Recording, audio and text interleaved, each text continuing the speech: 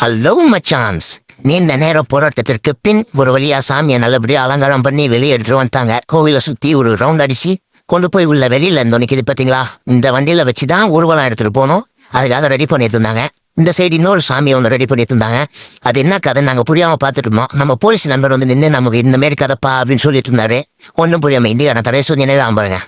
அதுக்கப்புறம் இருந்தா தம்பிங்களா, நீங்க ஏன்ப்பா வெளியூர்ல இருந்து வந்து கஷ்டப்படுறீங்க, நம்ம ஊர் கதையை நாங்களே எடுத்து சொல்றோம் அப்படின்னு சொல்லி நம்ம ஊர் நண்பர்கள்லாம் வந்து மேல காலங்களோட கதையை சொல்ல ஸ்டார்ட் பண்ணிட்டாங்க.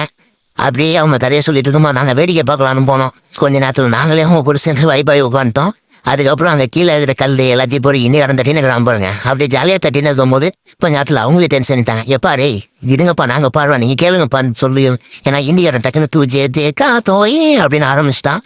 அதுக்கப்புறமா அவங்க திட்டி துரத்தி விட்டாங்க. அதுக்கப்புறம் பட்டாசு வெடிச்சு மேலே தளங்களோட சாமி புறப்படுறதுக்கு ரெடி ஆயிடுச்சு. அதுக்கப்புறம் அப்படியே நாங்கள் பார்த்துட்டு இருந்தோம்.